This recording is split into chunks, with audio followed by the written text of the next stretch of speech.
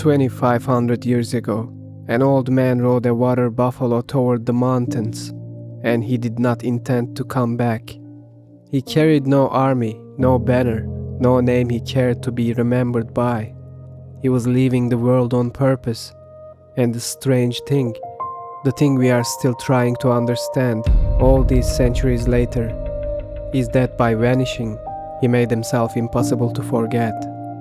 We live in an age obsessed with being seen.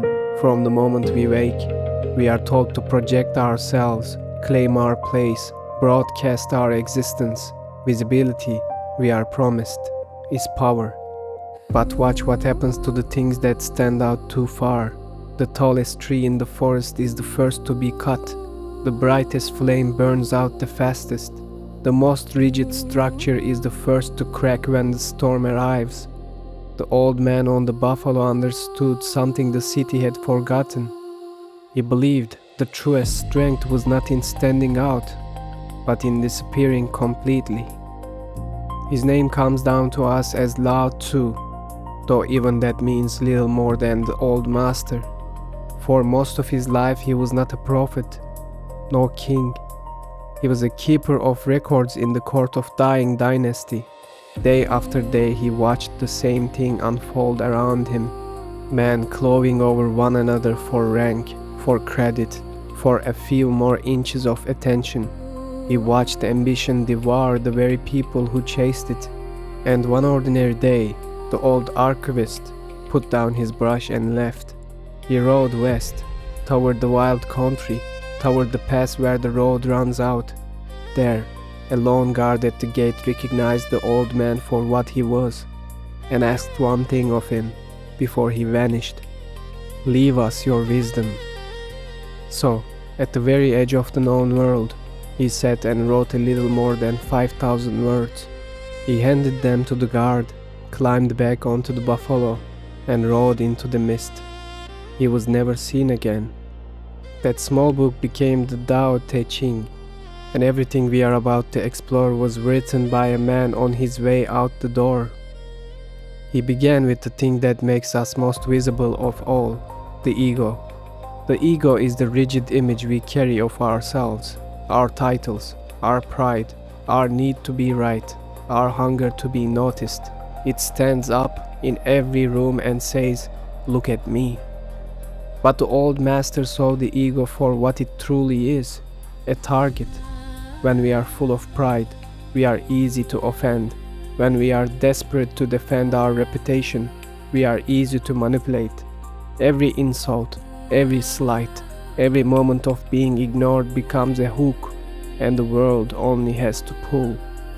To become invisible is not to hide in the dark room. It is to let that rigid self dissolve, the way the ink dissolves into the water, until there is nothing fixed left to strike. And something quiet happens then, when we no longer need to prove we are the cleverest person in the room. We are finally free to listen. When we stop guarding the credit, we meet no resistance, and so we can move anywhere. When we step out of the light, we begin to see things exactly as they are. He emptied himself on purpose, and the emptier he became, the more he could hold. This is where most people misunderstand him. To step back, they assume, must mean to do nothing, to give up. But he taught the opposite. He called it Wu Wei, effortless action, effortless living. We are addicted to force. We push, we grind, we strain against the current and call it strength. And how often does that force leave us exhausted and no closer than before? Wu Wei is not laziness. It is acting so completely in tune with the way things move that the effort itself becomes invisible. It is sailing with the wind instead of rowing against it. Think of a master facing a heavy blow. He does not meet it with a rigid block. He simply steps aside and lets the force of the strike carry his opponent past him. He does not fight the momentum, he redirects it. The old man never tried to reform the dying court. He did not argue with it, or fight it, or burn it down. He stepped aside and outlived it. To the noise around him, his effort was invisible. Only the results remained. His favorite image for this way of living was water. The highest good, he wrote, is like water. It nourishes everything and competes with nothing. Consider what water is: soft, yielding, without a shape of its own. You cannot grip a handful of it. Pour it into a cup and it becomes the cup. Trap it and it waits, patient, until it finds the smallest crack to slip through. And yet, this soft, formless thing carves canyons out of solid rock, given enough time. He spoke too of the uncarved block, wood in its natural state. Before the knife, a carved block has a single use. An uncarved one holds every possibility. To become uncarved is to return to who we are before the world told us what to want, what to buy, who to be. And here lies the quiet power in it. The people who try to control us rely on our attachments. They reach for our fears, our cravings, our need to be approved of, and they use them as handles. But how do you control someone who has nothing to prove? How do you wound a person who carries no fragile pride to be bruised? It is like trying to punch the wind or seize a shadow. There's simply nothing to hold. You frustrate them by being too fluid to catch. But there's one more turn in his thinking, the one most people miss. He pointed to a clay pot and said its usefulness is not in the clay. It is in the hollow the clay surrounds. A house is livable not because of its walls, not because of the empty rooms within them.